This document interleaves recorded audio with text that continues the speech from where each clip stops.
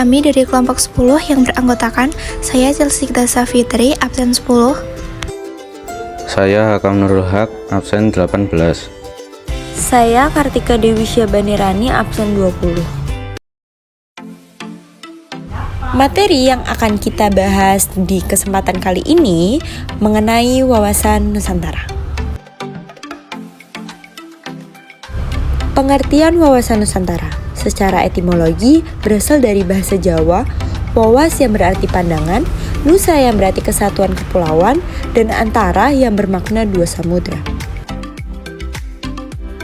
Jadi, pengertian secara umum dari wawasan Nusantara adalah cara pandang atau cara melihat kesatuan kepulauan yang terletak di antara Asia dan Australia, juga dua samudra Hindia dan Pasifik.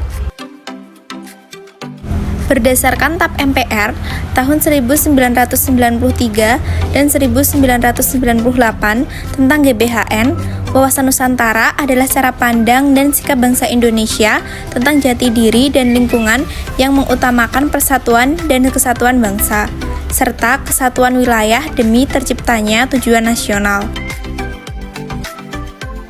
Fungsi wawasan Nusantara secara umum.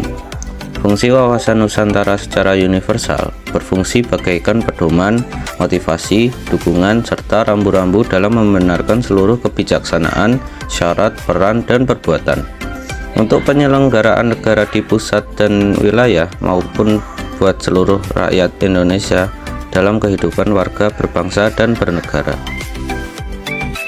Tidak hanya itu, wawasan Nusantara pula berperan buat membentuk serta membina persatuan kesatuan bangsa serta negara Indonesia, dan merupakan ajaran dasar nasional yang melandasi kebijakan dan langkah pembangunan nasional di Indonesia.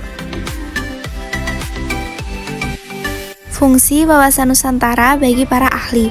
Fungsi wawasan Nusantara bagi para ahli dibedakan dalam sebagian pemikiran. Berikut ialah sebagian fungsi wawasan Nusantara bagi para ahli. Nusantara sebagai konsepsi ketahanan nasional ialah bagaikan konsep dalam pembangunan, pertahanan keamanan, dan kewilayahan. Sedangkan Nusantara bagaikan pembangunan nasional ialah meliputi kesatuan politik, sosial, serta ekonomi, sosial serta politik, kesatuan pertahanan dan keamanan. Nusantara bagaikan pertahanan serta keamanan ialah pemikiran geopolitik Indonesia bagaikan satu kesatuan pada seluruh daerah dan segala kekuatan negara. Nusantara bagaikan pengetahuan kewilayahan ialah pembatasan negara buat menjauhi terdapatnya sengketa antar negara tetangga. Peran serta warga negara di bidang politik. Yang pertama, menghargai keberagaman suku, agama, dan budaya dalam membangun kebijakan politik yang adil dan merata untuk semua rakyat Indonesia. Yang kedua, mengembangkan hubungan baik antar negara di kawasan Asia Tenggara yang didasarkan pada prinsip-prinsip perdamaian, saling menghormati, dan saling menguntungkan.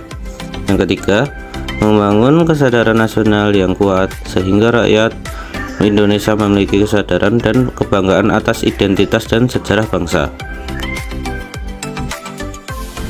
Peran serta warga negara di bidang ekonomi.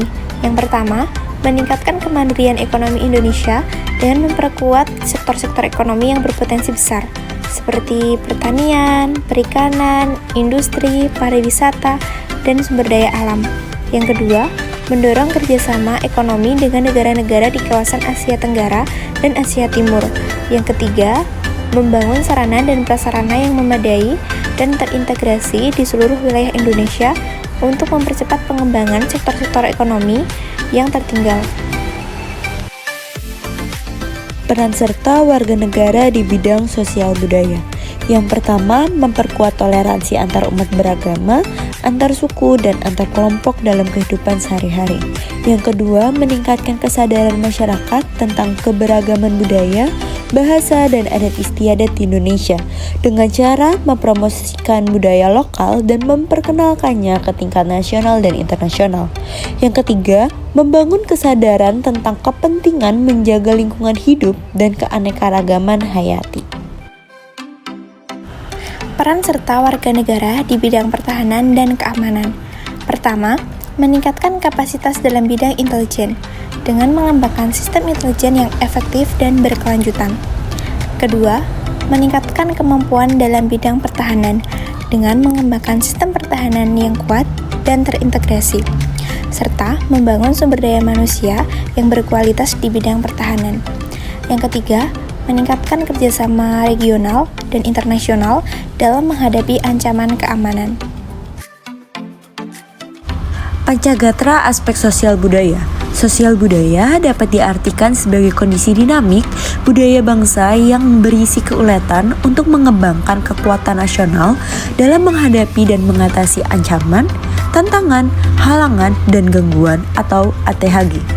Gangguan dapat datang dari dalam maupun dari luar, baik secara langsung maupun tidak langsung, yang membahayakan kelangsungan hidup sosial NKRI berdasarkan Pancasila dan Undang-Undang Dasar 1945.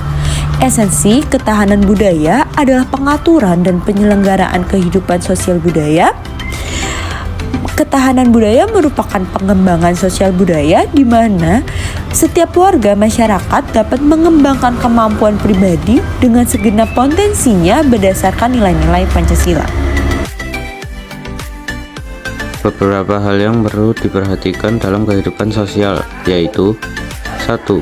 Mengembangkan kehidupan bangsa yang serasi antara masyarakat yang berbeda dari segi budaya, status sosial maupun daerah.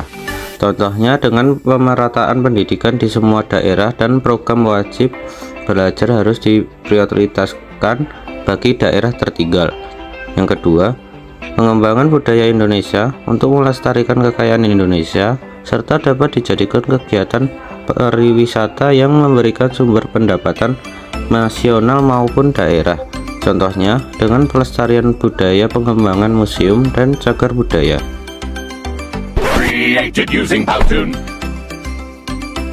Sekian materi dari kami, semoga bermanfaat. Thank you for watching. Dadah.